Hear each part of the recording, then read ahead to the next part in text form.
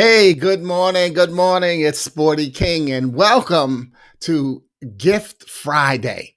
Gift Friday, I created because so often we hear the term TGIF. Thank God it's Friday. Yet I say, what allure does Friday have to the person that took their last breath on Thursday or any other day for before that, for that matter? So what I've done is that I've learned to use Psalm 92 and 2, which says, it is good to proclaim your unfailing love in the morning, your faithfulness in the evening. In other words, instead of using TGIF, thank God it's Friday, I use TGIT, thank God it's today. And then TGIT, thank God it's tonight. Because to have the opportunity to go through a day, wake up, go through a whole day, and get a chance to go to sleep and do it again, that means we should be thanking God all day and nonstop. So it's good to proclaim your unfailing love in the morning, your faithfulness in the evening. TGIT. Thank God it's today. And then thank God it's tonight. So let's go back to TGIF because what I've done is I've taken the T. If we take the T in TGIF and move it from the front to the end, we get GIFT. Thank God. I mean, GIFT, which is, where'd it go? There it goes, which is God is for today. GIFT, God is for today, and exactly what we should be thanking for, because we have to be thankful for this moment. And we say we are, but sometimes we complain it away. So what I've done is I've decided to take the Fridays, and Friday is going to be my online sharing of one of my original poems and its possible uses for conversation in your live or virtual presentations, and again, or just at your conversations. What I'll do is I'll read the poem to you here, then I'll put a link in there that you can go to my website and get your free PDF download copy of the poem, a colorful keepsake saving of the poem for your use. Okay, so here you hear me read it, and then I'll give you a little background and insight on it. Today, my poem is titled I Can't Save the World, and it's from my book I Found Out I'm Living, an affirmation of life, which is the sequel to I Found Out I'm Dying, a celebration of life. But when you know that you're living, it's because you have totally accepted the fact that God is for today. So here is I Can't Save the World. Every time I talk to my mirror, my revelation is the same. I can't save the world from all the injustice and the pain. Yet, as I look around at the lives I touch, I'm reminded of something I fear, that my success might make me forget about those who need me to care. I could spend all my time with the media and say that none of them are willing to work hard. Or I can be thankful that I have the chance to make a difference and recognize that chance as a grace from God.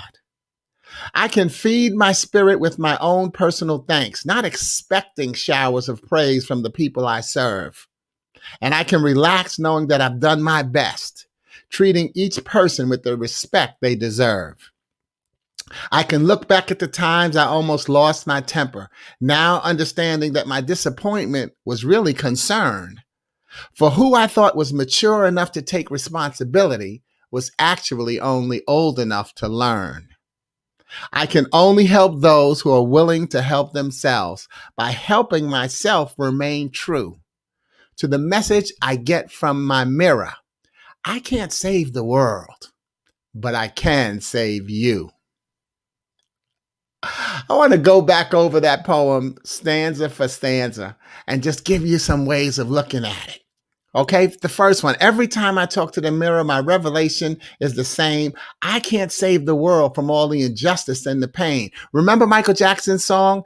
I'm talking to the man in the mirror. I'm asking. Okay, but ask yourself: are you asking too much of yourself? And are you creating overwhelming stress for yourself? See, so when you talk to the man or the woman in the mirror, are you asking too much of yourself? And are you creating overwhelming stress for yourself? If you see over my left shoulder, up and you see my logo for Certified Stress Mastery Educator, which is something that I do, a certification that I earned last year, and helping people learn how to put stress in its proper place so that it doesn't overwhelm you, but it becomes a tool that you get to use.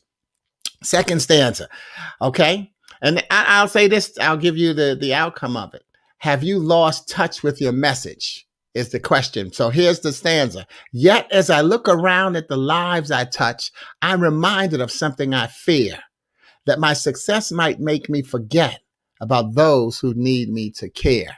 So ask yourself in that mirror, have you lost touch with your message? Because remember, you're somebody's messenger. Choose your messengers carefully and recognize you're being carefully chosen as a messenger. The next stanza, and the question that goes with that, are you looking to point the finger, or are you looking to grasp grace's responsibility? Here's the stanza.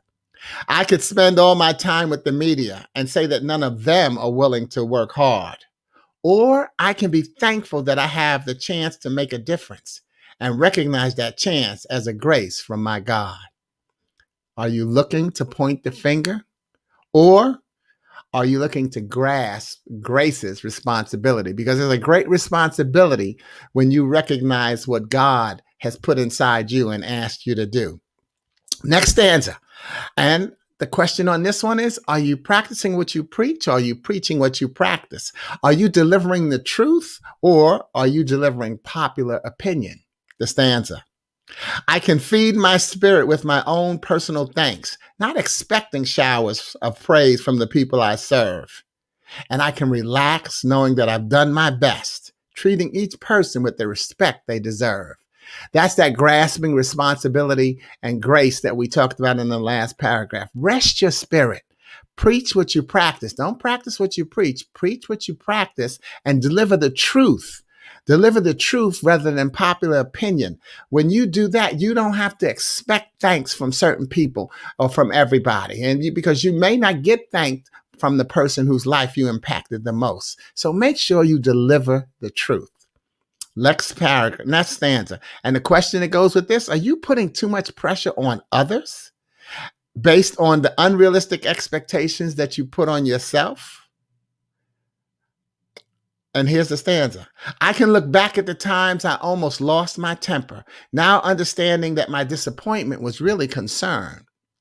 For who I thought was mature enough to take responsibility was actually only old enough to learn. Are you putting too much pressure on others based on your unrealistic expectations that you've put on yourself? And then I paused before because I want to add, have you said to a kid, you know, you're old enough to know better by now? A lesson that maybe you wanted them to learn at 11, but you didn't learn to 17 or 21 or 31. See, are you taking the time right now, especially during this pandemic? Are you old enough to know better by now? Are you taking the time to teach them? So ask that man in the mirror.